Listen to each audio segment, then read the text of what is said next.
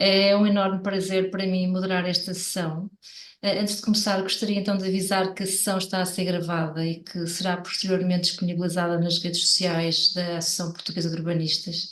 E aproveito já para fazer aqui um apelo a que sigam a APU nas redes sociais, nomeadamente no Facebook, no LinkedIn e também no YouTube.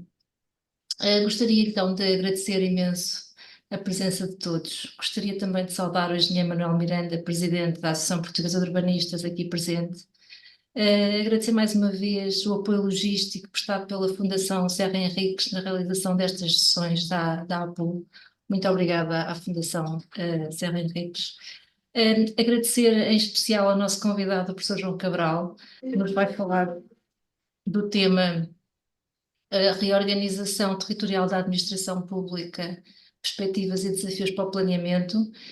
Só lembrar que a sessão de hoje seguirá o formato habitual, portanto, o nosso convidado fará a apresentação do tema, depois abriremos um período de debate, estando previsto que a sessão termine pelas 19h30.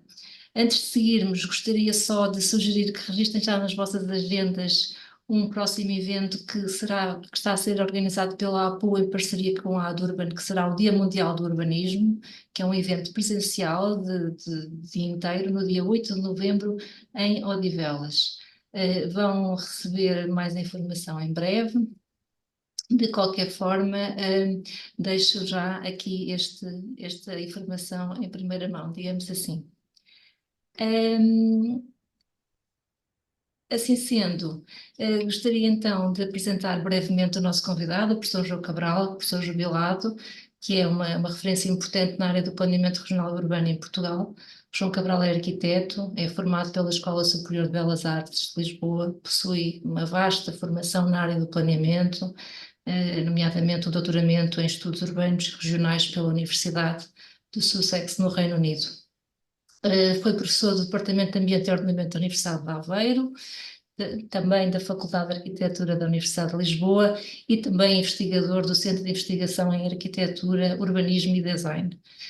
O João Cabral tem uma experiência profissional muito vasta em várias áreas, assim como também tem vindo a desenvolver investigação em vários domínios, como é o caso das áreas do planeamento urbano, políticas e metodologias, desenvolvimento regional, governança territorial e sistemas de planeamento.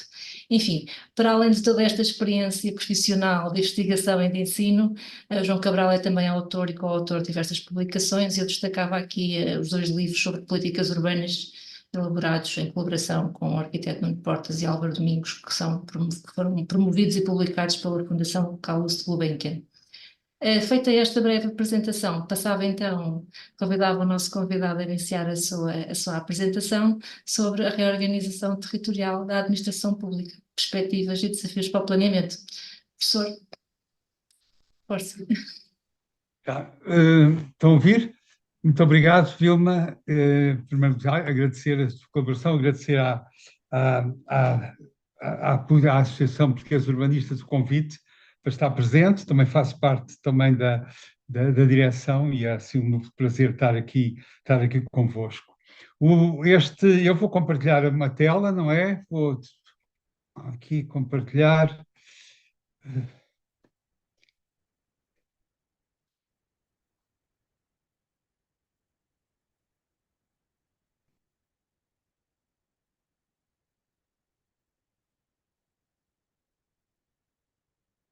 Onde está?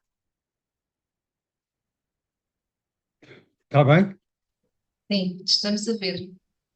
Está bom, Muito pronto. bem. Eh,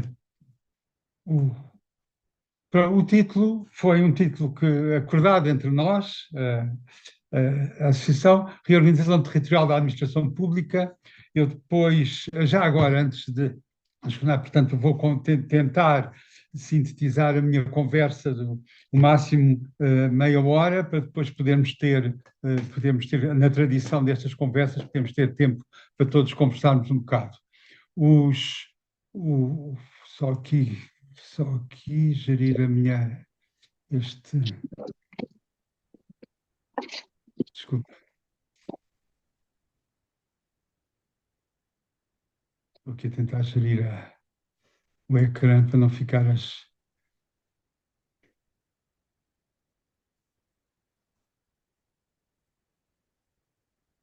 Pronto.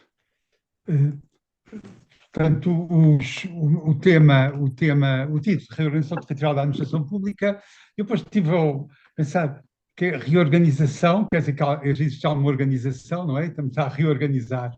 Isto tem a ver com as questões da descentralização, tem a ver com, acima de tudo, com, talvez um título mais, podia ser a representação territorial da administração pública, porque com a representação também há direitos e deveres nessa representação. Enfim, mas isto depois vamos detalhar mais adiante, porque a representação depois está ligada ao processo de decisão e eu queria depois, e aliás, o objetivo é centrar nas perspectivas e desafios para o planeamento.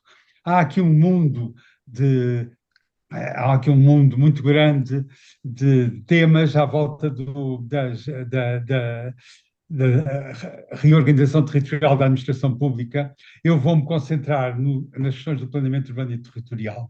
Muitas outras áreas ficam de fora, mas já lá, à medida que fomos falando, elas vão ficar aparentes, porque foi uma opção, tive que fazer várias opções, nomeadamente não falar de instituições que agora afligem ou estão nas nossas conversas sobre o papel do planeamento urbano e territorial e o seu sucesso. Mas, enfim, aqui à medida que fomos falando, vamos ver os limites da minha apresentação e as opções que fui fazendo. O índice está assim organizado, portanto, primeiro, os princípios, democracia local e território, a administração, o Estado garante da democracia local e a sua relação com o território. Depois, os debates que tem havido à volta da organização da administração pública no território, nomeadamente a descentralização, a desconcentração e a regionalização, que são os temas que estão correntes neste momento.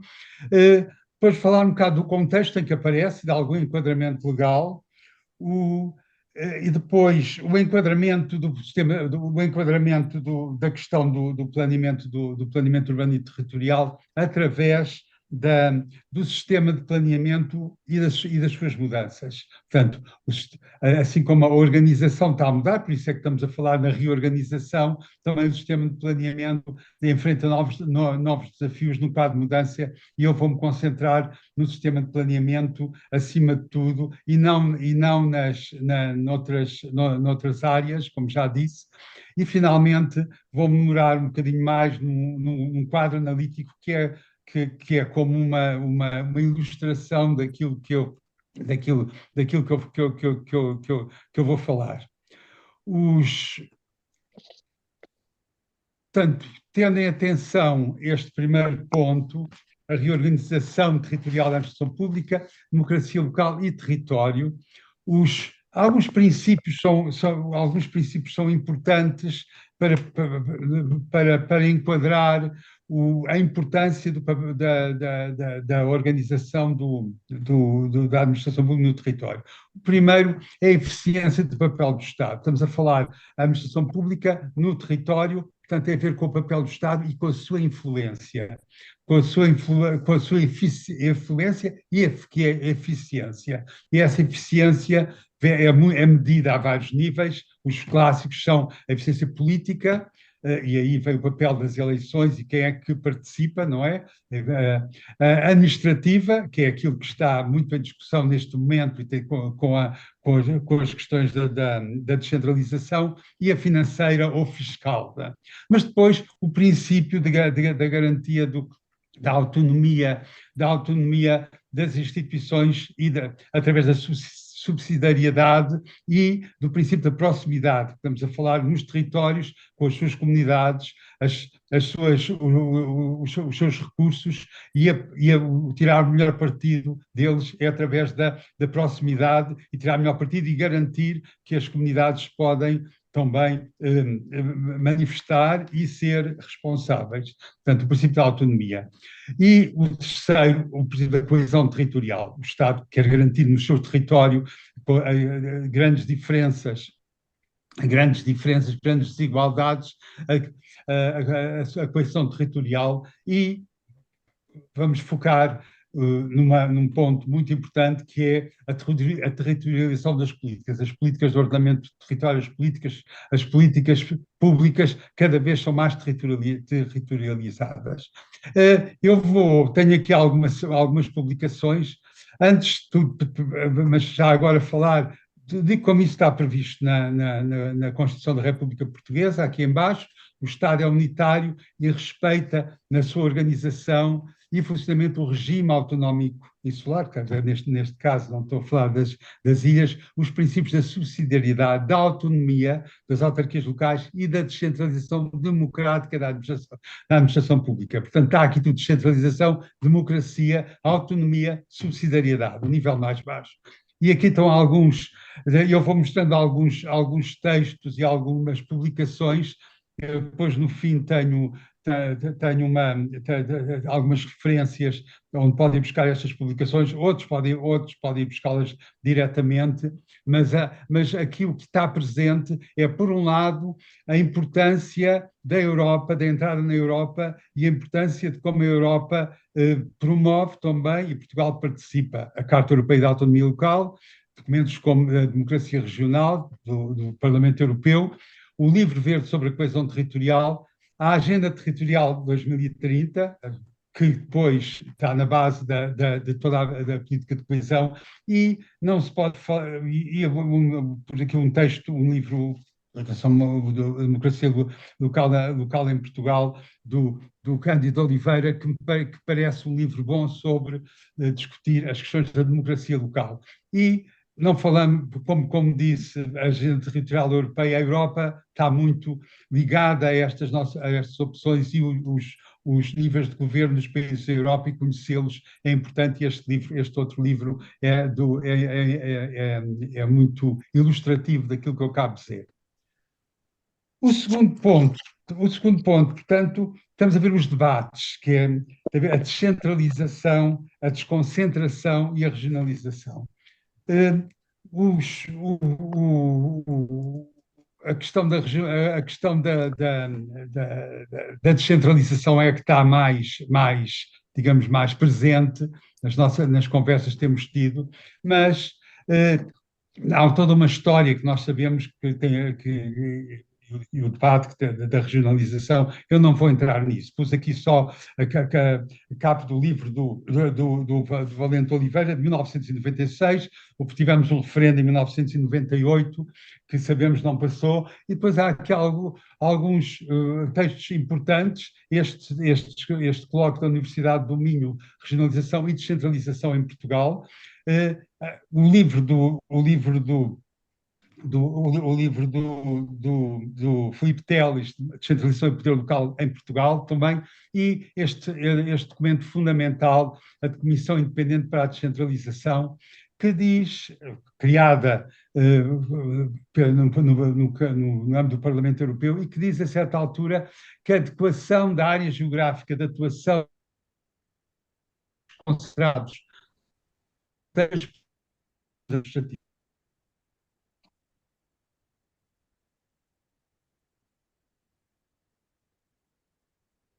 concentração e deslocalização com a implementação das regiões administrativas. Ora, as regiões administrativas são autarquias, não existem, mas são autarquias locais, e eu volto aqui a referir alguns artigos da Constituição da República Portuguesa. A organização compreende a existência de autarquias locais. As autarquias locais são dadas aos representativos, que visam a persecução dos interesses próprios das populações respectivas, e no continente as autarquias são as freguesias, os municípios e as regiões administrativas. Tudo isto é-nos familiar. O contexto, portanto, o contexto de enquadramento legal em que estamos é precisamente este, e por isso também é que trazemos este tema aqui para a nossa conversa, é as diferentes mudanças que têm havido de descentralização administrativa, não é política, administrativa, que também está prevista no artigo da Constituição da República Portuguesa. As distribuições e organização das autarquias locais são reguladas por lei de harmonia com o princípio da descentralização administrativa. E depois eu listei aqui, bem, podia ter listado muito mais os diferentes diplomas, mas há aqui três com mais um. Um que é o que aprova o de 2012, que depois não teve seguimento, foi revogado, e que deu origem à junção de várias freguesias, com muita polémica que ainda está a existir, que aprova o regime jurídico da reorganização administrativa territorial autárquica, mas depois temos a lei principal da transferência de competências para as autarquias locais e para as entidades intermunicipais. As entidades intermunicipais, conjuntos de municípios. A lei que cria a Comissão Independente para a Descentralização, que eu referi há pouco, os decretos depois, que são vários, que concretizam a transferência de competências para os órgãos das freguesias, para vários, neste caso para os órgãos das freguesias, mas depois para as comissões de desenvolvimento regional, mas isso, de novo, tem mais a ver com aquilo que podemos chamar de desconcentração. Mas não vamos, como foi uma das opções, não vou entrar nessa guerra de palavras sobre descentralização e desconcentração. Há muita coisa escrita e isso seria o tema para outras conversas. Só porque tem a ver com o planeamento, só refiro aqui uma portaria a 66/2021, que é a criação das cartas municipais e supramunicipais que fixam os respectivos conteúdos. É importante porque há aqui uma portaria que diz que os municípios, apesar dos municípios olharem para os seus territórios e definirem as suas necessidades através das cartas municipais. É só um exemplo. Por outro lado, neste contexto, há muita coisa já escrita, mas eu aqui vou buscar dois textos, o trabalho que eu acho muito bom e que é aqui sintomático para o nosso caso, coordenado pelo António Tavares e Luís de Sousa, sobre a qualidade da governação local em Portugal. E nesse trabalho, eles fazem um grande inquérito a todos os municípios, usando 22 indicadores. É um trabalho da Fundação Francisco Manuel dos Santos, excelente e que está disponível. E ele, a certa altura, diz, portanto, as dinâmicas da globalização e do processo de integração europeia obrigaram os decisores locais a adotar novos modos de governação, mais assentes na colaboração com as instituições públicas, empresas e associações empresariais, grupos organizados da sociedade civil e cidadãos em geral. Isto são ideias-chave retiradas de todo o levantamento. Esta capa que está aqui é só o resumo, porque há o outro volume, mas ambos estão disponíveis online. E a certa altura, numa das conclusões, o trabalho diz: a governação local encontra-se numa mudança de paradigma, tendo passado de um modelo onde o executivo municipal detinha um quase monopólio da definição das estratégias e políticas de desenvolvimento socioeconómico, para um modelo onde interagem uma multiplicidade de atores e onde nenhuma autoridade consegue por si só impor uma visão única de desenvolvimento, nem prover e promover os serviços necessários às populações locais. Esta ideia, portanto, da importância da governação local tem também implícita alguma, não é liberalização, ou liberalismo, ou neoliberalismo, se quisermos usar essa palavra. Agora, há uma liberdade, mas tem a ver com os limites e as potencialidades também do governo local, e isso traz-nos também para a questão-chave, que é depois da eficiência política, através de um quadro eleitoral adequado. Mas iremos lá voltar. Portanto, temos este contexto legal, mas também temos com enquadramento legal, mas temos este contexto de alguma flexibilização e tentativa de abrir mais, e de que um exemplo, que podemos falar no fim, será o Simplex. E aqui, no ponto seguinte, e agora, centrando portanto, na questão do sistema do planeamento urbano e territorial, as políticas públicas, portanto, o Estado e a administração local podemos ilustrar ou mostrar a sua atuação através das políticas públicas. E é nesse sentido que a minha preocupação se vai concentrar. Portanto, as políticas públicas e o território. Portanto, temos um sistema de planeamento também num quadro de mudança, e essa mudança tem dois pontos principais. Por um lado, temos o sistema de planeamento, em que os instrumentos de planeamento são desenvolvidos ao nível pela escala nacional, regional e local, e depois pelos órgãos, o governo central, regional, aqui entre parênteses, porque realmente não temos um governo regional, e municipal. E aqui estão todas as figuras que já conhecemos, agora programas, que já foram planos, e com exceção dos programas municipais de ordenamento de território, que são os vinculativos dos particulares. Os outros vinculam depois através de vários processos. Mas, portanto, temos aqui à partida, um quadro em que vemos que o Estado Central continua a ter, e mesmo o regional, através que acaba por ser uma representação do Estado Central, uma grande importância enorme como representação na organização destes programas. São programas de investimento, programas que depois integram políticas públicas.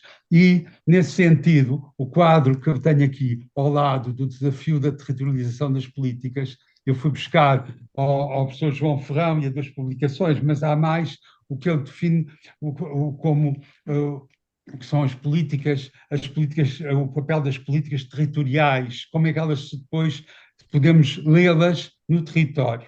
E ele define as políticas territoriais explícitas, como o ordenamento do território, aqui nas figuras de plano aqui ao lado, como nas intervenções integradas de base, em que também estão não só o ordenamento do território, mas questões do desenvolvimento territorial, de cooperação, e depois aquele quadro mais detalhado de outros programas, de outras iniciativas que depois se refletem a vários níveis e que são conjunturais também, de acordo com os antigos quadros comunitários de apoio, agora os quadros de estratégia, agora falta uma palavra técnica, ou as políticas territoriais implícitas, como os transportes e a política agrícola comum, e depois aquelas políticas sectoriais cegas, territorialmente cegas ou territorializadas. Já vamos voltar a falar, mas isto significa que estamos a dar um papel muito importante do planeamento do uso do solo, que tem sido aquele que nos tem orientado, chamemos assim, nós como urbanistas, para um planeamento do desenvolvimento territorial. E quando eu falo no planeamento de desenvolvimento territorial, chamo agora a atenção para este ponto, que é o imperativo das abordagens de base territorial. Estamos políticas, e muitas ligadas às estruturas europeias, nomeadamente através dos programas do Fundo de Coesão e da coesão territorial. Nós temos que ver como é que elas podem ser aplicadas e articuladas no território. Aqui, e eu refiro aqui, isto levanta um desafio importante, que é o desafio à representação. Quem é que representa, quem é a legitimidade para organizar para dirigir, e no território são territorializadas. E nós sabemos que a representação é feita através dos órgãos, é feita através das instituições, as CCDRs nomeadamente, mas não só, e é feita através dos atores e dos agentes, aliás, cada vez mais múltiplos, como referia o trabalho há bocado da governação local. E depois isto tem que ser claro com a decisão de quais são as escalas em que se vai trabalhar, as competências que é preciso, os recursos, não é? Os recursos, os instrumentos, não é? portanto, são os desafios à representação e à decisão que se colocam na construção de políticas e na sua articulação com o território. E aqui eu chamo a atenção aliás, para a importância de termos uma abordagem de base territorial cada vez mais forte. E eu cito aqui o trabalho, ou a base da agenda para uma reforma da política de coesão, do célebre relatório Barca, e que pode ser definido através do conceito de place-based planning, que aqui livremente traduzimos para planeamento do desenvolvimento territorial, associado a preocupações de territorialização das políticas, de forma que estas respondem de forma efetiva aos problemas locais e regionais, contribuindo para a descentralização da capacidade de decisão e de gestão e a melhor utilização dos recursos. Isso significa que elas incorporem uma abordagem, portanto, um conhecimento, um levantamento, uma evidência para o desenvolvimento que reconheça que o contexto e as necessidades de cada cidade e região oferecem oportunidades únicas para o desenho e implementação das políticas. Portanto, para os urbanistas, para os planeadores, a importância de olhar para os contextos e de os articular de os articular com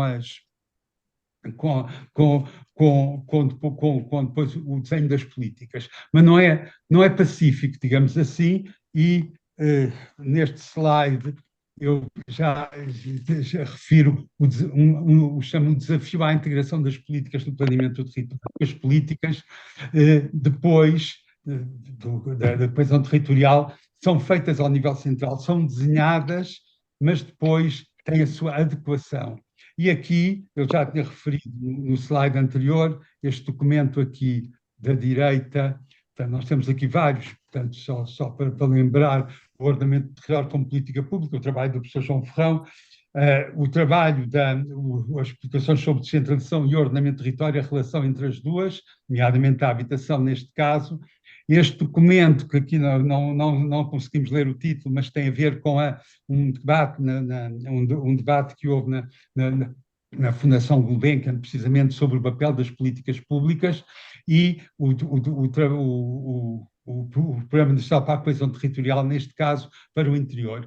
E um dos documentos da coesão na Europa para o ano 2050, e muitas destas perspectivas, enquadramento, está num excelente documento produzido pela Direção-Geral do Território e que eu refiro, e no slide a seguir também volto a referir. Isto para dizer que realmente há um desafio muito importante à integração das políticas no planeamento do território.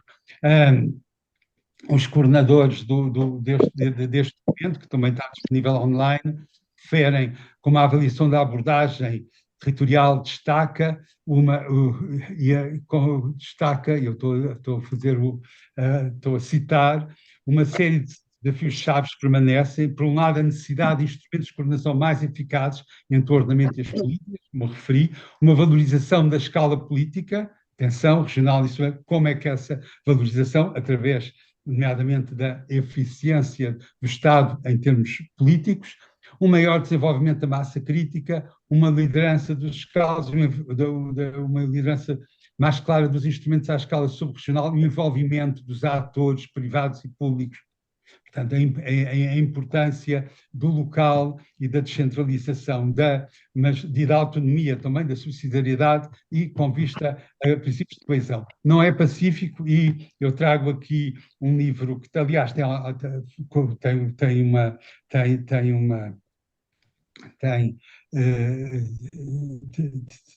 o livro tem artigos de alguns autores portugueses da coesão e a governança espacial. E o autor, um autor que não é um autor, mas faz a recepção, o Vincent Nadine, ele fala que as instituições europeias têm sido renitentes, ou chamemos assim, em defender e promover uma fertilização cruzada da política de coesão com o planeamento espacial, com o planeamento territorial. Porque a política de coesão está muito ligada às ideias fortes de coesão, Tratado de Roma, etc., da União Europeia, enquanto que o planeamento está nas mãos dos governos nacionais, regionais e nos municípios. Portanto, isto fica muito claro neste trabalho, neste livro. Aliás, outros autores, como Chamusca e outros, e o Medeiros, em Portugal, têm escrito sobre isto, esta dificuldade não é dificuldade, a necessidade da articulação das políticas de cima, como é que elas depois são representadas, a história da representação, e ligadas ao processo de decisão ao nível local. E, finalmente, para não me alugar muito, tenho aqui este quadro como uns exemplos, chamemos-lhe assim, em que eu fui buscar três dimensões. Elas depois estão as referências no artigo que é referido acima sobre o Space, sobre o planeamento de desenvolvimento territorial, mas que é o quadro a dimensão das políticas, como é que, no fim de contas, o planeamento urbano e territorial se concretiza através das políticas, através da regulação, isto é histórico, não é? O que é mais conhecido, mas através depois do seu processo, da sua governança. E eu fui buscar aqui não é dois conceitos, mas duas ideias levantadas pela Simi Davudi no artigo em que ela refere uma abordagem positivista, que é a abordagem que nós estamos habituados, não é, do planeamento do uso do solo. O planeamento do solo é aquele que tem regulado depois várias iniciativas, várias iniciativas são privadas e públicas são contempladas por essa matriz do uso do solo definida pelos planos de ordenamento. E, ao nível das políticas, elas também são articuladas com a infraestruturação do território, as estradas, as vias, as infraestruturas, etc., mas ao nível da regulação com os planos e projetos urbanos e territoriais e com um princípio que se tem vindo a estabelecer da participação pública. Participação antes, discussão, participação pública depois dos planos. Mas, se queremos trabalhar mais para um planeamento do desenvolvimento territorial, como acima referido, temos de ter uma abordagem mais interpretativa, não é? E essa abordagem interpretativa temos aqui como exemplos de instrumentos de política, que os novos instrumentos, abordagens integradas de base local, os investimentos territoriais integrados. Bom, isto são os mais recentes, como vimos há bocado nas políticas implícitas e explícitas no quadro do professor João Ferrão, os instrumentos de desenvolvimento urbano sustentável integrado. Eu pus aqui também a integração do Simplex, não é? Podemos dizer assim, que já como uma política de desenvolvimento local de base comunitária, que é o financiamento, um quadro que depois é adaptado ao território, às diferentes comunidades. Mas atenção, isto é filtrado depois pelas diferentes instituições do Estado Central. E só para dar como exemplos de abordagens mais interpretativas do planeamento de desenvolvimento territorial, exemplos só, aliás, depois no artigo que está referido no fim, foi referido no princípio, já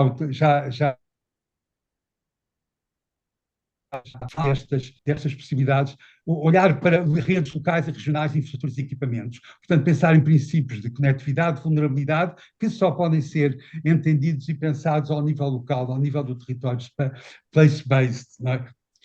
Ou então, ao nível da regulação, como é que determinados padrões de mobilidade e acessibilidade que só se percebem, no fim de contas, nos contextos locais e regionais, podem ser adaptados às regras do zonamento e da forma urbana. E temos de ter princípios, e aqui fui buscar o princípio das centralidades, assim como o direito à habitação, o direito às centralidades. Esses direitos são o resultado de um olhar e de características muito locais, não é? E, portanto, pensar que o zonamento pode ser pensado, acima de tudo, em princípios de direitos neste caso, papel das centralidades. E, finalmente, isso tem que ser articulado com o dia-a-dia, as formas de participação e colaboração cidadã no processo de planeamento, mas também tem a ver com o dia-a-dia.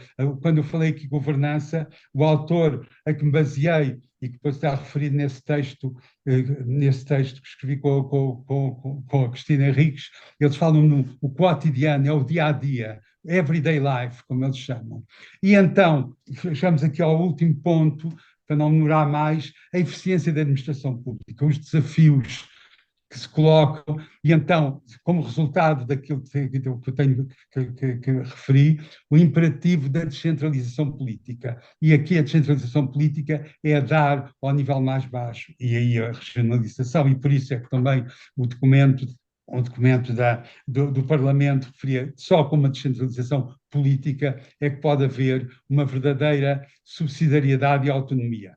Não sei se estaremos muito longe, vai-se caminhando aos passos, mas é o imperativo dessa descentralização e só essa descentralização política que pode articular com as políticas de desenvolvimento que referimos, estas e outras. Em termos de regulação, o papel das centralidades de zonamento podemos adaptado a novas abordagens, e aqui aqueles modelos de chamado soft planning, aquilo que se chama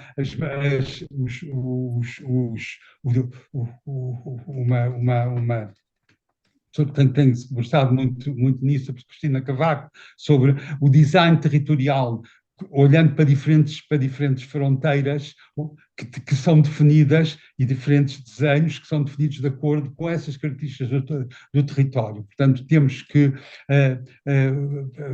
a adequação destes planos e projetos urbanos e territoriais da sua tradição a outros tipos de modelos. E, finalmente, ela tem que ser articulada com acesso e organização de informação territorial para as práticas comunicacionais e participativas. Estamos a falar aqui de eficiência da administração pública, portanto, eficiência ao nível da capacidade na descentralização de dar a voz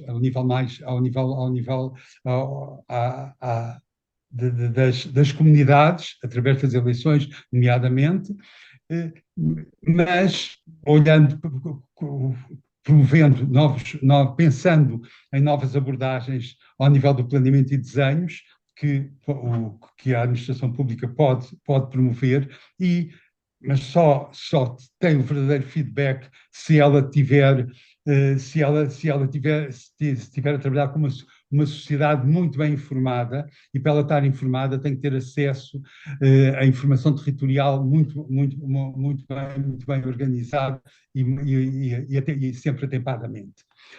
Finalmente, eu tenho aqui só os links e as referências, há algumas referências, os links dos outros livros também estão disponíveis. De qualquer forma, na primeira página vocês têm o e-mail, podem, se quiserem, o PowerPoint, mas isto como sabemos, vai estar disponível depois, mas podem dispor deste PowerPoint até para ir buscar as referências. Muito obrigado. Muito obrigado nós, João Cabral, agradeço muito a apresentação. Dava então início ao debate. Abrimos aqui então um espaço para uma primeira ronda de perguntas ou até comentários, se preferirem.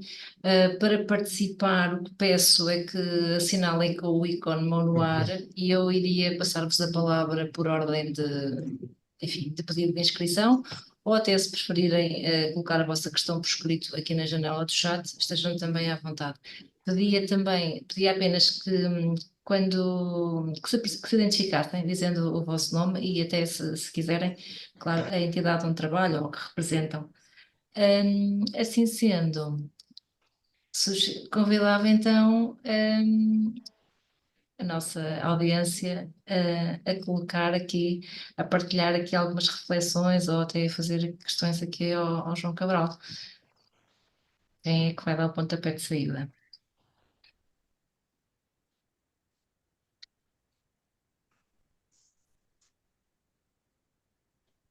Aquilo que vejo ali o Manuel Miranda com vontade de dizer alguma coisa. Não, estava a ver se estava a aparecer alguém. Pá, porque Isto não deve ser um circuito muito fechado de discussão, mas se neste momento ninguém se inscreve, eu colocava algumas questões para ver também se estimulo outras participações. Em primeiro lugar, para felicitar o João Cabral pela excelente apresentação e pela densidade, não a densidade no sentido de complicação, mas pela quantidade muito grande de informação e de conceitos que estão contidos nesta apresentação. Aliás, admiravelmente sucinta, pá, dada a dimensão, a imensidão dos problemas que coloca.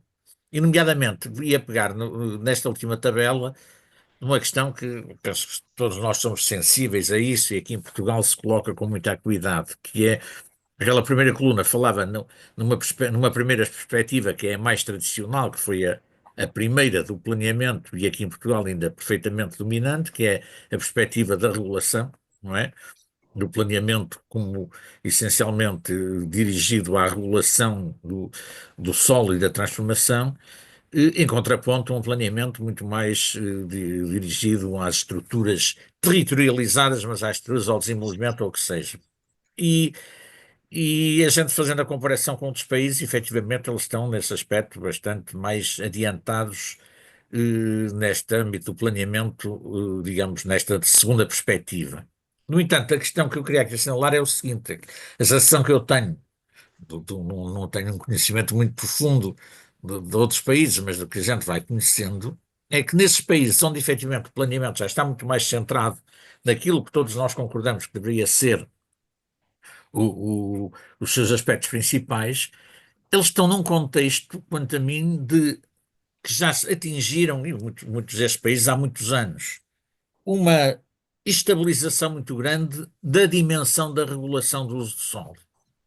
Ou seja, nós aqui ainda andamos a discutir como deve ser a regulação, que instrumentos que tem, como é que se faz, etc. Isso tudo, como é o que é que os planos devem dizer ou não devem e tal. E a sensação que eu tenho é que nesses países isso está resolvido há muito tempo, numa dupla dimensão. Por um lado, porque, ou dupla ou tripla, porque o planeamento, nesse aspecto, está bastante mais densificado. E, nomeadamente, quando se fala aqui da intervenção, principalmente no urbano, efetivamente, tipicamente nestes países, a regulação do urbano é uma regulação que não é meramente aquela e com a escala e a perspectiva macro que temos nós, os PDMs, não é?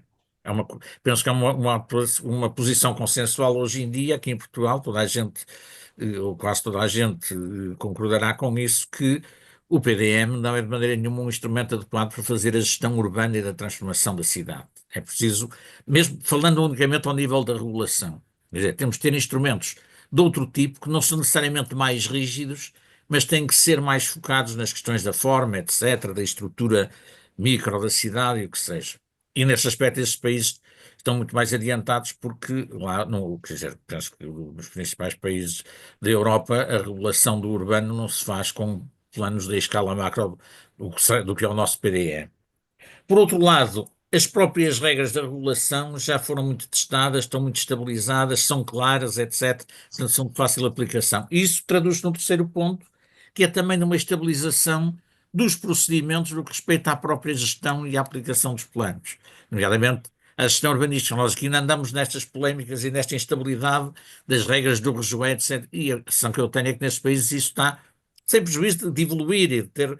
Mas, quer dizer, são coisas que estão bastante mais claras. Este contexto, eu sempre defendi isto, pá, desde que me comecei a perceber estas questões. Este contexto é fundamental para haver disponibilidade de tempo e de espírito para tratar do planeamento mais estrutural e do planeamento do desenvolvimento. Porque a gente olhando e quem tem a experiência ou por estar lá ou acompanha o trabalho nos municípios, sabe que a gestão corrente absorve as capacidades todas, ou quase todas. E, portanto, efetivamente não sobra tempo, nem às vezes disposição de espírito para tratar as questões mesmo importantes do planeamento, não é? Passando agora mais na questão da organização territorial. Aqui também nós temos algumas situações que não nos são muito favoráveis, porque, efetivamente, a organização territorial da administração, também ela, é uma condição de eficiência e eficácia e também para o planeamento, de que esta organização territorial esteja minimamente estabilizada e que seja coerente. E coerente, tanto no sentido vertical, isto é, como é que se isto desdobra em diferentes níveis, dentro de um determinado setor, ou ministério, ou o que seja, e também no sentido horizontal, em que esta forma de estruturar a administração pública deve ser mais ou menos semelhante para os diferentes setores da administração. Eu diria que, à partida, uma estruturação. Estou a falar em desconcentração de funções, não estou a falar necessariamente em descentralização, regionalização, etc. Mas meramente organização da administração pública. Quer dizer, eu diria que há dois setores onde efetivamente a estruturação espacial, digamos, a organização espacial pode ter que ser, ou no caso até necessariamente, diferente da que é a geral da administração pública. Um é o da defesa nacional, obviamente que a estruturação espacial, digamos, da defesa joga com valores e critérios que não se compadecem com questões administrativas, não é? E, portanto, poderá ser uma organização espacial diferente, sui generis, e também, em certa medida, no que respeita à administração dos recursos hídricos, porque aí a questão das bacias hidrográficas é muito importante e nós temos isso no nosso país. As nossas administrações de recursos hídricos regionais não têm uma correspondência, têm em parte, mas não têm sempre uma correspondência em termos de limites espaciais com os das regiões correspondentes às CCDRs, nomeadamente aqui no norte, todo o Vale do Coa, que é a região centro, está na jurisdição da Administração Regional da Administração dos Recursos Hídricos do Norte, por razões que também são óbvias. Mas no que me parece em relação aos outros setores da administração pública, não vejo razões relevantes, sem prejuízo de haver um caso ou outro particular, em todos esses setores não deviam adotar uma estruturação semelhante. E nós temos um modelo que tendencialmente está a ser adotado, que é uma primeira escala que corresponde às 5 regiões. Estou a falar só do continente, uma vez que as regiões autónomas, como o próprio nome indica, têm autonomia. Temos as 5 regiões correspondentes às comissões de coordenação. A administração pública lentamente tem estado a adaptar-se a isso, digamos, o seu primeiro escalão de desconcentração de ser esse, e temos um segundo que eu penso que neste momento está relativamente estabilizado, que é o que corresponde às comunidades intermunicipais, onde aí se incluem também as 2 áreas metropolitanas, que têm um estatuto especial, mas estão à mesma escala, e que efetivamente parecem ter, salvo um ponto ou outro de um município, que por eventualmente poderia estar noutra, mas de um modo geral, digamos, elas são delimitadas com bastante coerência, correspondem a realidades físicas, geográficas, culturais, inclusive. Não é por acaso que elas partiram muito por alguma agregação dos velhos gatos, que por sua vez foram estabelecidos também com critérios muito interessantes. Não sei se leram uma entrevista recente do professor Valente Oliveira, em que ele fala nisso, e quando foram estabelecidos os gatos e os seus limites físicos, que se foi essencialmente pela questão das bacias hidrográficas e subbacias hidrográficas, e efetivamente, e depois temos um terceiro nível, obviamente, que são os municípios. Ora bem, dá-me a impressão de que este modelo deveria ser porque a questão é esta, é que se continuamos com, mesmo na parte da desconcentração de funções, cada ministério ou cada setor a adotar o seu modelo, efetivamente toda a gente também conhece que lida com isto direto ou indiretamente, como é muitas vezes complicado um município lidar para os diferentes setores com, digamos, instituições da administração pública, mesmo desconcentradas, que são completamente diferentes, e nos casos tem que ir a Mirandela, noutros casos vai a Viseu, ou o que seja. Isto no que respeita à gestão corrente, digamos, administrativa. Isto também se faz refletir, como todos também temos experiência disso, na própria elaboração dos planos, no que respeita às próprias tutelas e que os acompanham, onde isto também acontece. E, portanto, a única coisa, eu não quero falar mais, pá. A questão que eu punha aqui era no que respeita à organização territorial, se efetivamente não se teria digamos, ser assumido de uma maneira muito mais forte, e isto é uma solução política, obviamente, mas definir-se um esquema base de territorialização ou de reorganização territorial da administração pública. Estou a falar da administração central nas suas dimensões territoriais, regionais, subregionais, e então a partir daí começar a definir quais são as funções que devem estar em cada nível. E eu tenho a impressão que isto prende-se também com a questão que, aliás, o João Cabral falou, das vicissitudes que têm tido estes processos de descentralização. E uma das questões que eu acho que essas vicissitudes decorrem precisamente disto. Quer dizer, sem se ter uma noção de como é que a própria administração central deve ser territorializada e desconcentrada, passa-se de uma maneira um pouco atabalhoada a passar funções para os municípios, porque é a única escala onde há um poder, não havendo regiões administrativas, é o único escalão onde se podem transmitir efetivamente poderes. Porque as associações de municípios e as CIMs, como aconteceu com a decisão do Tribunal Constitucional, da primeira tentativa, elas têm que ter necessariamente um caráter associativo de municípios, não podem ter poderes próprios, porque isso equivaleria ao nível intermédio da administração, e isso diz o Tribunal Constitucional, e isso diz a Constituição, são as regiões administrativas. Ou se acabava com as regiões administrativas e o nível de regiões eram as CIMs, ou então não se pode atribuir às CIMs uma personalidade, juridicamente estou aqui a dizer imprecisões, mas penso que a ideia passa, não se lhes pode atribuir uma personalidade, digamos, de autarquia, chamemos assim, precisamente porque isso não está previsto na Constituição. E elas têm que adquirir um caráter associativo de associação. Ora, as associações só são eficientes naquilo que são consensos entre as partes e só assumem poderes quando isso é consensual. E, portanto, não se trata propriamente de um nível. Agora, isto trata-se da questão da descentralização de poderes. Mas na desconcentração da administração pública, esta questão não se põe. E, portanto, ela deve ser organizada. Eu vou-me calar mesmo, agora calo-me mesmo, só para assinalar que, por exemplo, a divisão distrital, no que respeita à proteção civil, só muito recentemente foi abandonada e nem sei se já está implementada agora em torno das CIMs. Mas o que acontecia é que, por exemplo, na proteção civil, no que respeita à parte associativa dos municípios, já se organizava por CIMs, mas a proteção civil nacional organizava-se por distritos. O que significa que havia municípios que tinham aí, em coisas como são a da emergência e proteção civil, tinham aqui tutelas completamente diferenciadas. E pronto, era só esta questão que eu queria colocar. Desculpem o tempo que vos tomei. É essa. Obrigada, Manuel Miranda. João Cabral, vamos convidar ao comentário enquanto os nossos colegas. Está bem, com certeza. Bem, Manel, tudo o que referiste é crítico. Eu não. Vamos lá ver, tive que fazer opções, até que nível de detalhe é que vou. Porque, por exemplo, eu podia pegar nas bacias hidrográficas e ver de como é que elas têm evoluído e a sua gestão. Há imensos exemplos que nos podem levar à forma como é que o Estado está representado, mas o Estado nos seus diferentes níveis, não é? E se realmente temos um Estado central representado ao nível da gestão das bacias, não é? Esse Estado é o Estado central. De como é que ele pode garantir que algumas preocupações de nível local são enquadradas, não é?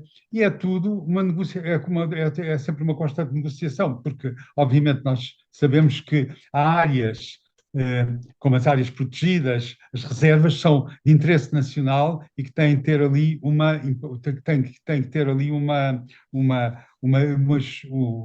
imperativo do interesse tem que estar presente. E nós sabemos os problemas que têm havido nos anteriores planos regionais de ordenamento do território, com os municípios contradizerem, nomeadamente eu lembro do Protali, do litoral alentejano, o Estado Central a definir regras para a proteção do litoral e os municípios a defenderem a defenderem alguma a área onde iriam buscar recursos, como por exemplo ao nível da urbanização. Portanto, há todo um trabalho a fazer. Quando falamos de descentralização, essa descentralização, se não é política, não é bem descentralização, é mais, como dissemos, é mais aquilo que desconcentração, porque temos, mesmo ao nível das CCRs, mesmo quando temos as CIMs, que têm feito trabalhos muito bons, algumas delas, é um acordo entre municípios, mas os municípios têm sempre os seus próprios interesses, não é? Não há ali uma descentralização política. São os municípios a tentarem gerir numa escala melhor as suas áreas, o que é fundamental e é crítico. Nós não sei, Muita coisa tem sido escrita. Aquele documento que eu acho fantástico, aliás, vocês têm ali o link do documento do Parlamento e tem lá, tem lá artigos e trabalhos excelentes, como como o trabalho do Freitas do Amaral, que todo aquele trabalho feito pelo Amaral e outros, todos eles apontam para a necessidade da descentralização política. E quando nós vamos para a importância da política ao nível do urbano, dos bairros, organizarem-se para poderem, para poderem devidamente informados, como eu referi no último slide, devidamente informados para poderem tomar as suas opções e essa informação dada pelos municípios, dadas pelo de cima para baixo, como é que eles depois podem, como é que podemos evoluir, chamemos-lhe assim, como é que podemos evoluir se estamos em um sistema muito corporativo e segmentado, não é? Eu não vejo bem resposta, a não ser um trabalho de fundo em que se começa a trabalhar nisso. Eu agora, com a história dos incêndios, por exemplo, houve toda aquela polémica de que acabaram na altura da Troika com vários tipos de administrações mais localizadas, não é? Porque, no fim de contas, para, para, para uma melhor gestão de recursos. E, no fim de contas, continuamos com os mesmos problemas de não termos possibilidade de olhar para as questões locais, para as questões. O tal place space tem que ser muito democrático, não é? Eu lembro quando foi esta história dos incêndios, ouvi na rádio um presidente da Câmara a dizer: nós estávamos aqui com o Conselho a arder e o Ministério pedia-nos relatórios, não é? Pedia-nos relatórios. Como é que eu podia, né? Qual era a capacidade de gestão que eu tinha? Que tinha que fazer um relatório, mas relatório sobre quê? Com o município a arder, não é? Mas isto é quase paradigmático, ilustrativo de dois níveis, não é? Um nível a tentar sempre jogar com o outro, mas como já vimos, quando se trata das grandes verbas, das políticas de coesão, naquela crítica feita àquele trabalho que eu mostrei no fim, elas continuam sempre a existir. Não, Manel, não há bem uma resposta, não há bem uma resposta para isto. A representação, chamemos-lhe assim, por isso é que eu às vezes pensei que, em vez de falar reorganização territorial, a representação territorial da administração pública, ela está a vários níveis, tem que estar muito articulada com a questão da decisão. A decisão, a escala a que se trabalha, as competências de quem está a fazer o trabalho, não é? A sua capacitação. O terceiro, os instrumentos que vai utilizar e os recursos que tem, não é? Esse binómio de representação, decisão, com as suas diferentes vertentes, é crítico. E se ele não é tomado em conta a todos os níveis, é muito difícil termos, haver desconexões e depois vêm todas as críticas, etc. E a culpa é de uma estratégia de longo prazo, curto prazo, etc. Enfim, não há respostas, obviamente, eu não. E a minha prática tem sido muito da dificuldade em perceber porque é que não conseguimos ter uma percepção e umas análises locais boas, mas que sejam também que respondam a necessidades e que tenham os recursos adequados. Esta relação entre representação e decisão que eu estava a referir. Não sei se há mais.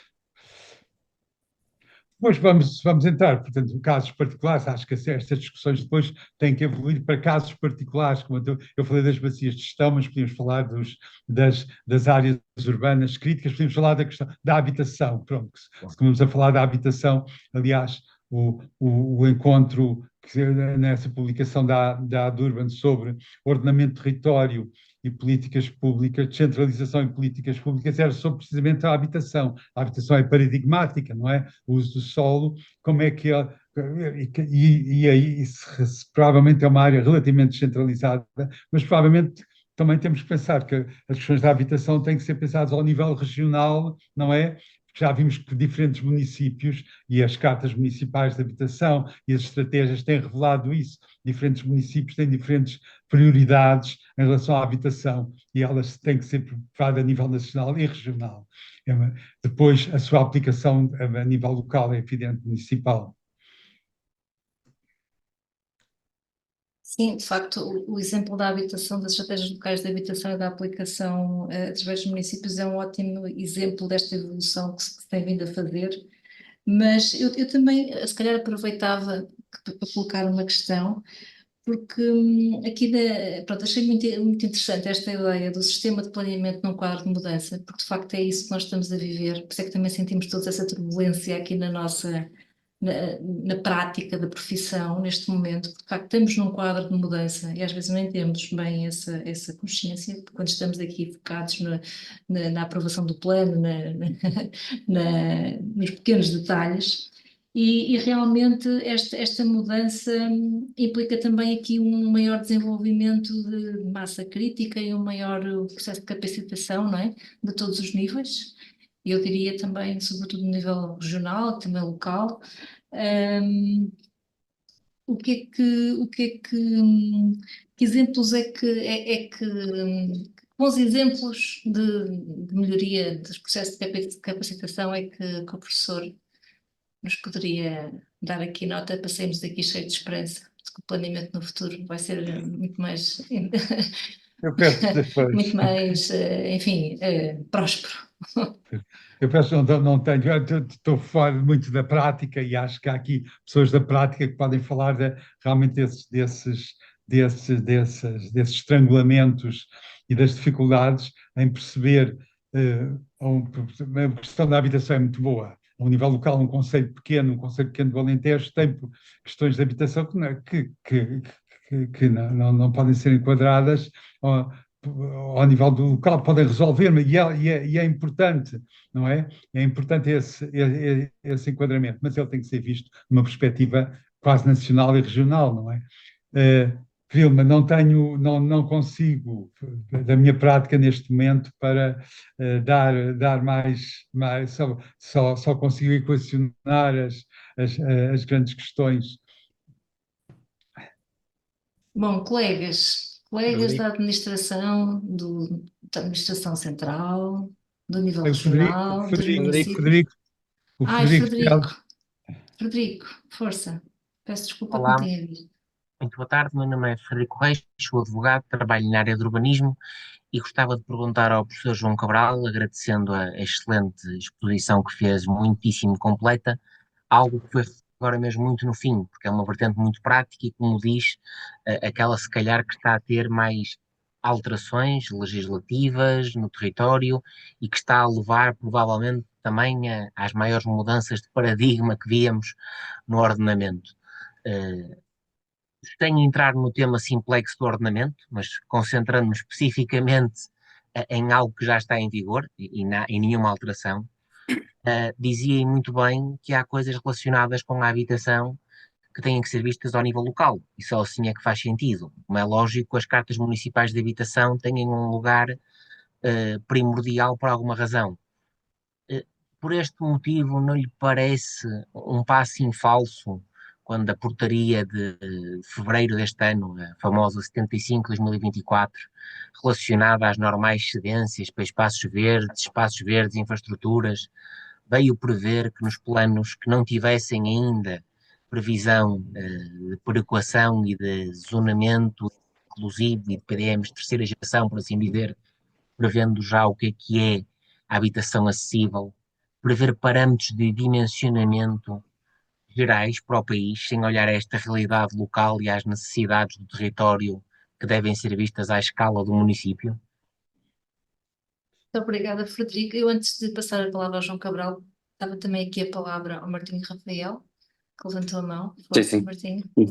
Olá, Viva. Desculpem lá, eu só consegui entrar agora. Mas são duas perguntas, assim, uma assim num tom provocatório e uma segunda para tentar perceber qual é dos estudos e da prática do professor Cabral, como é que poderia funcionar no futuro. A primeira questão era, não acha que a reorganização administrativa de 2013 não deveria ter sido a agrupação de municípios em detrimento da agrupação de freguesias? Acho que aquilo, pronto, eu faço assim um disclaimer, estou a fazer doutoramento na prática da administração e do ordenamento territorial à escala intermédia, e aquilo que eu estou a verificar nos países que eu estou a fazer de estudo, por exemplo, o caso da França, a França está neste momento numa segunda ou terceira fase de reorganização administrativa em que está a fazer a homologação ou o agrupamento de vários municípios para poder melhor gerir os territórios. E acho que em 2013 perdeu-se essa oportunidade. Sei que politicamente isto seria certamente uma revolução, se não mesmo um motivo para alguma celeuma na praça pública, mas acho que em termos operativos ganhava-se muito mais em agrupar municípios que, do ponto de vista até demográfico, estão a definhar e que, infelizmente, a perspectivas é que não são muito famosas. E, porventura, nós mantermos a mesma estrutura municipal, ela possa nos saber responder àquilo que são as necessidades do futuro destas populações.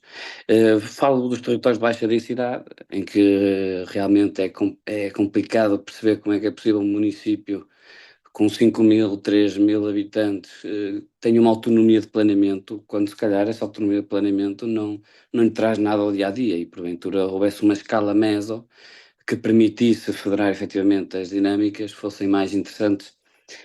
Por isso, esta é num tom muito provocatório e sei que operativamente seria muito difícil. O segundo ponto é o planeamento à escala meso. Ele deve ser temático ou deve ser universal, como são os planos diretores municipais? Aquilo que eu tenho verificado, o planeamento à escala meso já é prática nas áreas metropolitanas. Porventura, em alguns países também já existem dinâmicas num espaço rústico de planeamento intermunicipal ou regional, e parece-me que o caminho vai para aí, não é? Até em termos de otimização de recursos, do ponto de vista municipal, e às vezes até o problema destas questões da habitação, desta questão dos transportes, esta questão das mais-valias, a questão das RENs, isto devia ser tudo, no fundo, numa escala fora dos municípios, porque estes problemas são transversais, não são à escala local, e porventura as famosas divisões de planeamento municipal se extinguiriam, e levando a que, por exemplo, as áreas metropolitanas ou as CIMs ganhassem uma maior força nesta prática, e que, porventura, a reorganização administrativa passasse, por exemplo, a delegação do planeamento migrando para a escala intermunicipal, em detrimento da escala local. E, portanto, uma tão ligada uma com a outra, embora que a primeira seja mais provocadora, gostava de saber qual é o seu pensamento sobre essa questão. Bom, Muitas professor João perguntas Cabral. que eu não soube. A questão da habitação, tem sido muito crítico, tem sido muito falado esta ideia da alteração, aliás, ainda não foi feita, a alteração da lei de solos, que aos municípios criar em áreas rústicas espaços áreas para habitação acessível, não é? É uma delas. Portanto, e o simplex com a ideia de que se pode organizar melhor ou ultrapassar o problema da lentidão, chamamos da burocracia, porque a burocracia bem feita não tem problemas, mas essa lentidão da burocracia. Eu quando há bocado falei naquele slide do enquadramento legal, e depois nós cruzamos com aqueles estudos todos sobre a governação local, em que precisamente os autores falam da diversidade e da complexidade, nós vemos que muitas vezes a administração, numa pressão muito grande, entre aspas, mais neoliberal, de enquadramento de várias outras iniciativas, flexibiliza porque não tem capacidade depois de resposta. Por isso, o Simplex, eu acho que vai muito nesse sentido, o que tem lado positivo, tem muitos lados negativos, mas tem lados positivos, tem lados positivos, o facto de sempre vamos dar responsabilidade aos requerentes e vamos dar responsabilidade, mas depois não há fiscalização, não há regras, e nós vemos isso muito claramente em muitos aspectos, nomeadamente recentemente nos estudos que eu fiz das áreas, os núcleos de desenvolvimento turístico, que estão desenvolvidos completamente por empreendimentos privados, que são os que têm as capacidades para isso, aliás, como dizia aquele texto do trabalho da governação local, mas que depois os municípios parecem, como dizia a Vilma, parece que não têm capacidade, é o fim do planeamento, não é? É o fim, não têm capacidade de resposta, não têm capacidade, não têm recursos, não têm capacidade depois de orientar, não é? Vamos entrar se vamos entrar num ambiente como nos Estados Unidos da América, em que realmente não temos um planeamento público, chamemos-lhe assim, ele é privado, mas depois temos uma estrutura muito alargada de participação e de discussão, ponto a ponto, em que aí entram muitos textos, entram muitos estudos, e depois vai-se afinando, mas realmente o Estado não é capaz de definir regras claras. Ainda há pouco tempo eu lembro de ver um quadro das áreas de baixa densidade dos Estados Unidos, que não se podem alterar para alta densidade por regras muito antigas, regras muito fixas, regras muito estáticas. Parece que nós às vezes temos isso também. Portanto, temos de ter muito cuidado com a questão da flexibilização, sem haver um conhecimento, e aí, claro, nós temos esse lado crítico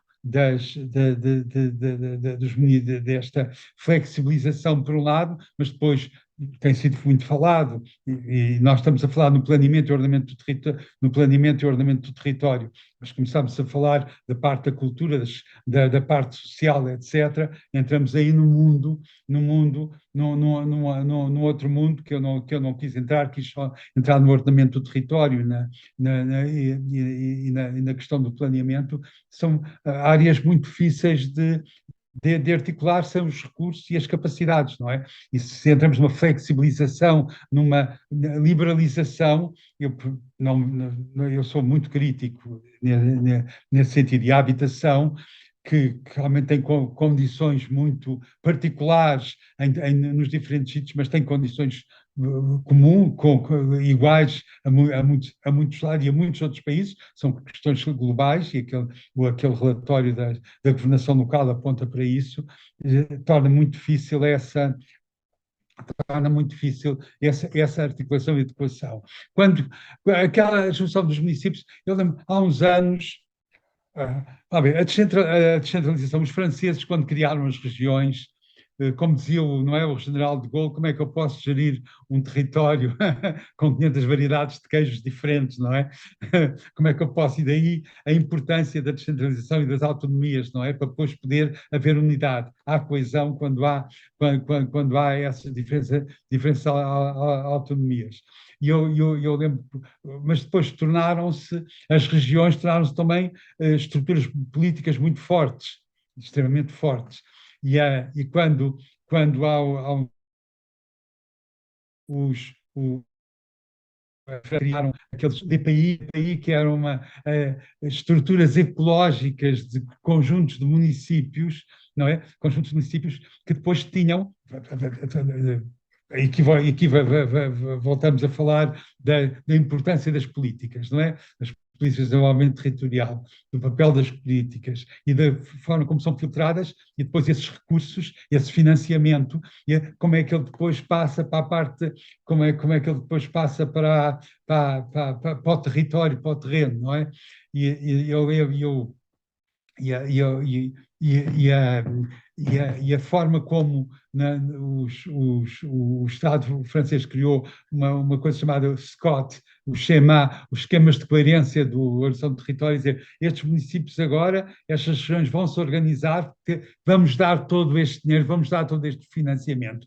Claro que as regiões políticas disseram, não pode, estes diferentes municípios pertencem a várias regiões, não, mas depois o dinheiro, o financiamento subverteu e os planos, todos os municípios estavam interessados em ir buscar aquelas verbas e aquele financiamento. Não é pacífico, nunca foi pacífico essa, e aliás, nós vemos quando o Estado olha para conjuntos, como as áreas, as bacias, como as orlas costeiras, como os parques, não é? Para as áreas que juntam diversas entidades políticas, não é? Como é que as pode... Isso acaba por ser uma maturidade do sistema, não é? Mas pode-se chegar lá, é preciso que haver a primacia das estruturas de baixo para cima e de cima para baixo ao mesmo tempo, que eu não vejo que tenha que há muitos mais exemplos, mas eu tenho somos, e se calhar por isso é que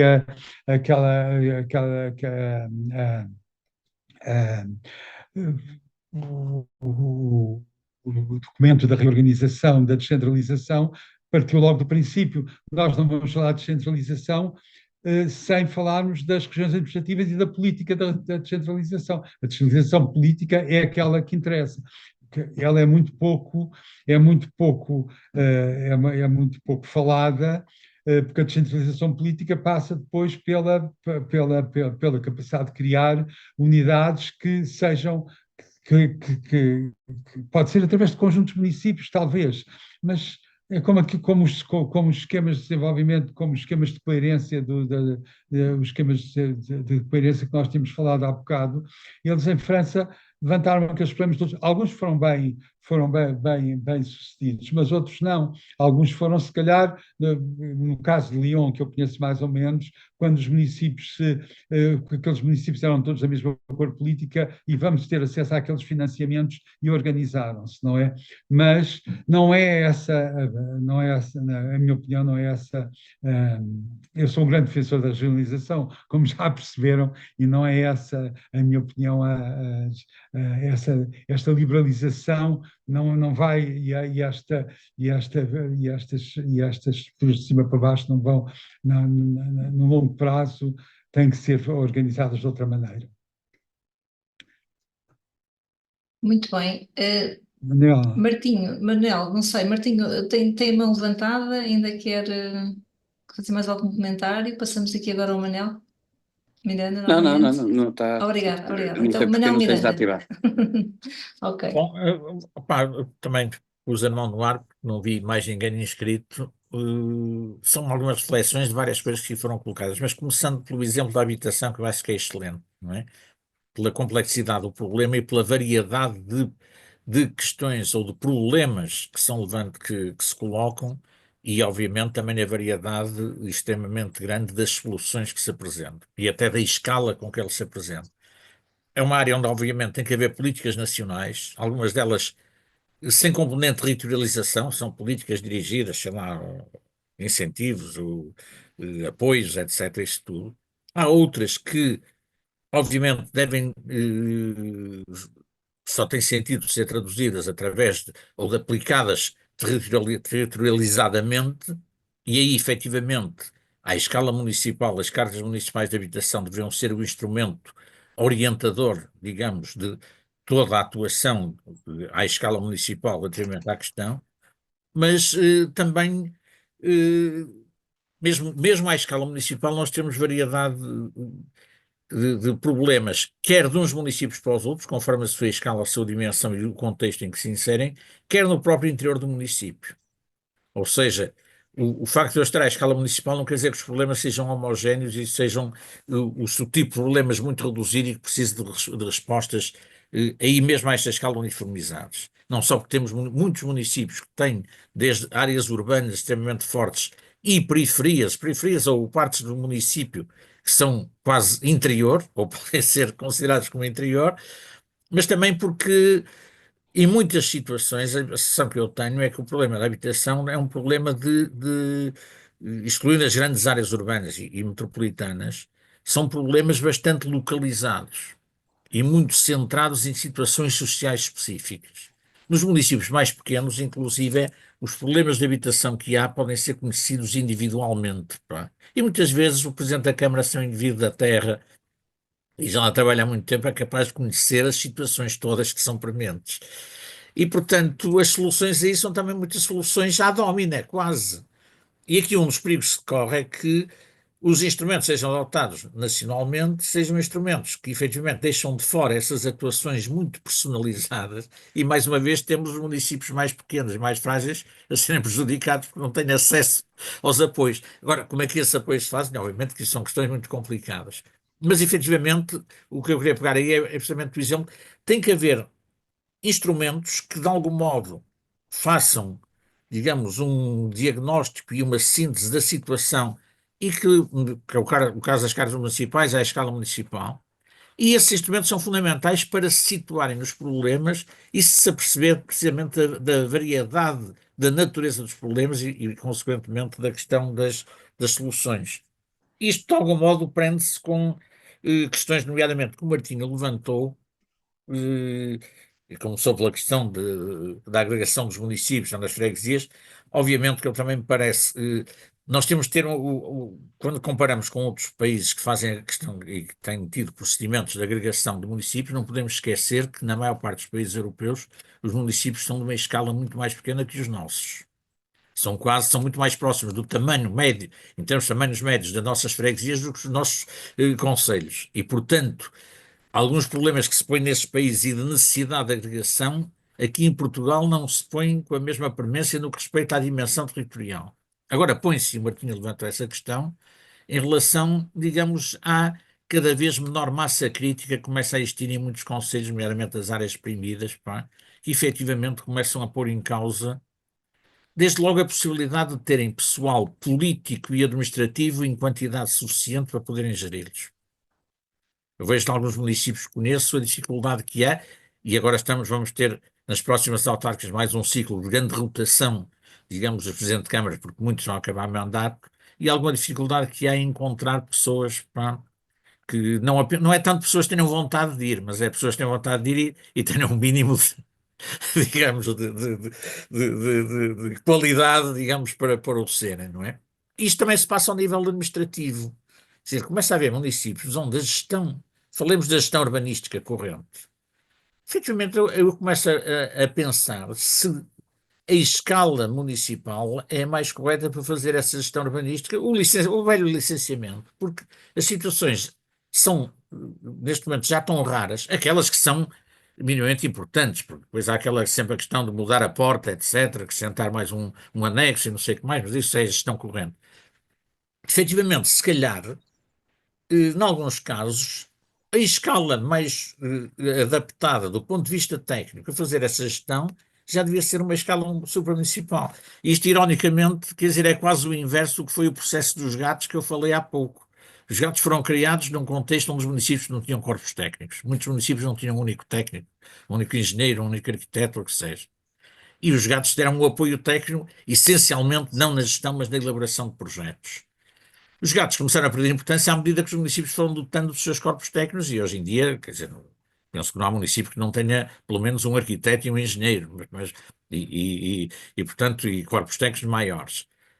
Eu acho que agora, em alguns casos, começa a estar ao contrário, quer dizer, para algumas funções, elas começam a ser tão rarefeitas à escala destes pequenos municípios, se calhar era mais útil eles agregarem-se, isto tinha que ser sempre numa base de baixo para cima, obviamente, e criarem serviços comuns para a prestação de algumas dessas funções. Isto é uma questão que pronto, foi um raciocínio meramente que coloca a questão, mas que me parece que é uma questão que se vai pôr, que é premente. Um outro ponto que foi colocado, que prende-se mais com o que estamos a discutir hoje, que era a questão do planeamento meso, e nomeadamente se o planeamento meso tem sentido de ser um planeamento de tipo setorial, relativamente a diferentes setores, questões específicas setoriais, ou se deve ser um planeamento mais transversal.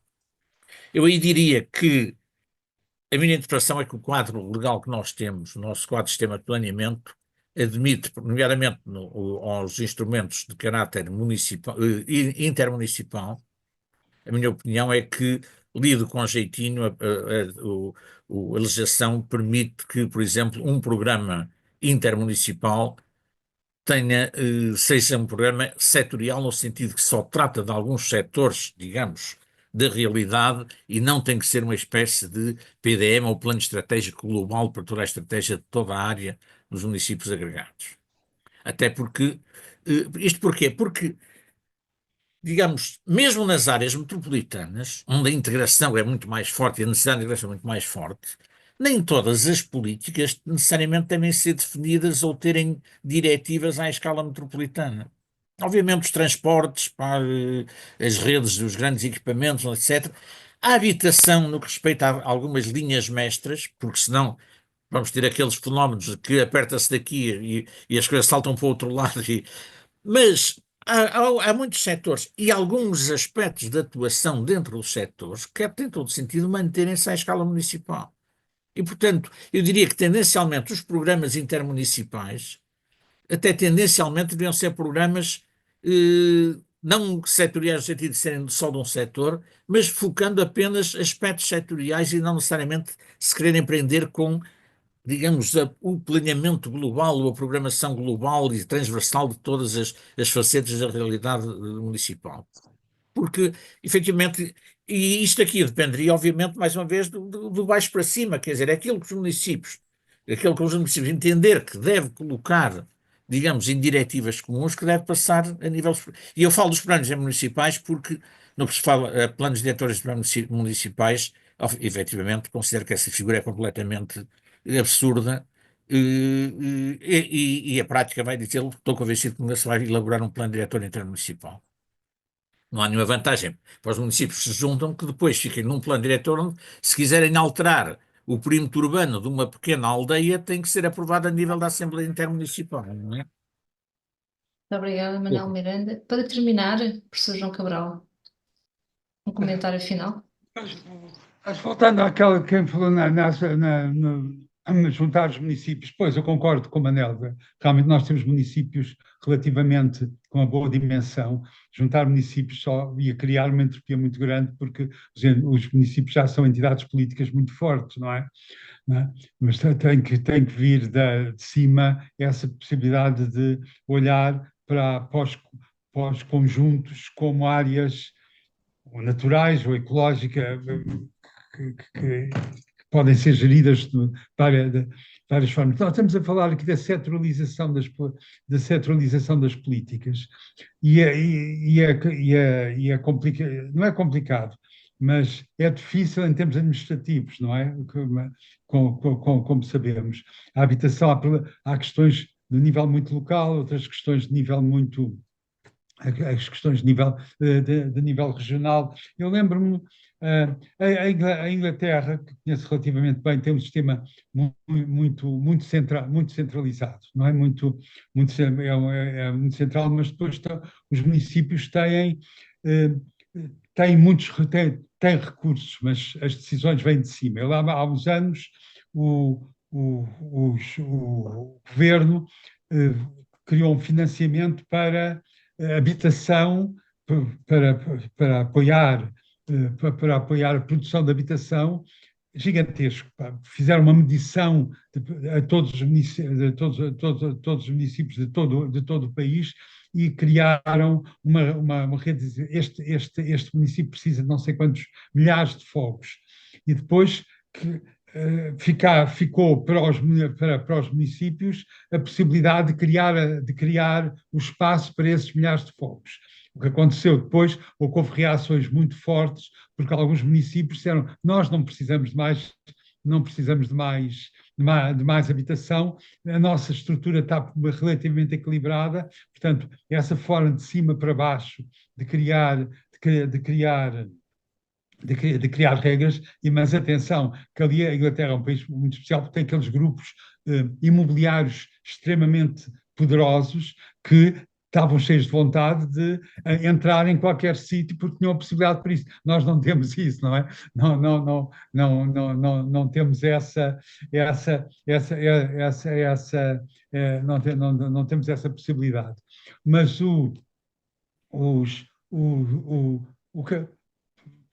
esta diferença de escalas, o que eu acho é que enquanto não entrarmos numa democratização dos processos, num conhecimento muito grande a nível central, local, das condições, não conseguimos passar para outro nível de capacidade de resolver os problemas.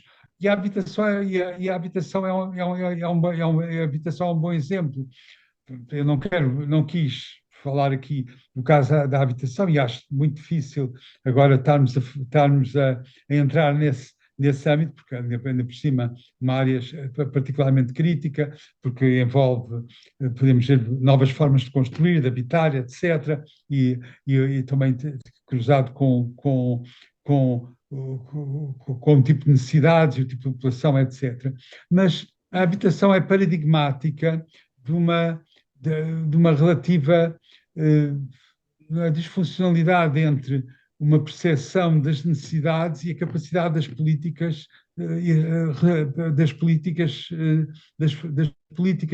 de cima, top-down, como vimos, uma questão de desenvolvimento territorial, irem resolver esses problemas. Eu há bocado referi aí aquele texto que está, aliás, está a referência, que é um texto em que nós utilizamos o Plano Diretor Municipal da Amadora, em que olhar para o zonamento em termos de outras necessidades, o zonamento em termos de lugares centrais, em termos de mobilidade, portanto, esses estudos de mobilidade dos lugares centrais, e depois eles é que determinam e equacionam o zonamento, a regulação, não é? É através dessas e as próprias fronteiras e as próprias fronteiras entre municípios, mas vem de baixo para cima de um conhecimento que realmente é necessário da parte de nós, urbanistas e planeadores, mas tem que haver entre universidades, entre centros de investigação, entre técnicos, entre os técnicos das autarquias, a capacidade de olhar para o ordenamento do território e aí dar credibilidade ao planeamento, que não pode ser visto como um sistema de regulação com a burocracia e os adiamentos, e por isso é que o Simplex entra de uma forma tão fácil, não é? Porque é resolver os problemas, facilitar, não é?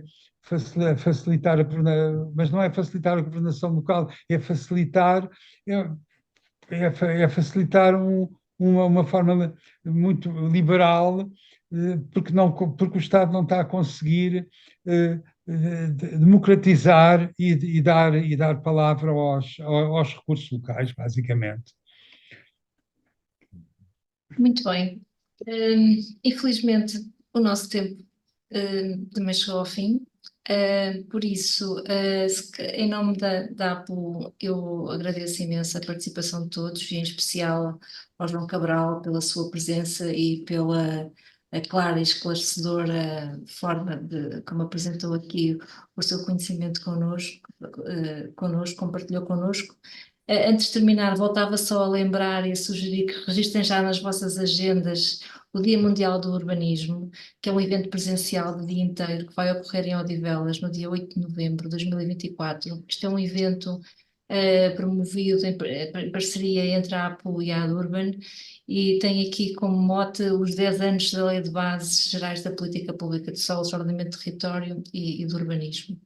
Por isso, estão todos convidados a estar presentes. Nos próximos dias vão receber informação mais detalhada sobre este evento. Da nossa parte, mais uma vez, obrigada a todos, mais uma vez. Espero vê-los novamente em breve, nos próximos encontros da Associação Portuguesa de Urbanistas, e desejar uma boa tarde a todos. Vilma, permita-me só, Sim, no claro. Sim, no claro. próximo mês, ainda não temos isso totalmente decidido, mas muito provavelmente esta conversa não será na última quinta-feira, porque é dia 31, portanto, Halloween, véspera de feriado, será no dia 24, muito provavelmente. Depois diremos com certeza, mas apontem mais para o dia 24 do que para o dia 31, pelas razões que disse. Obrigado.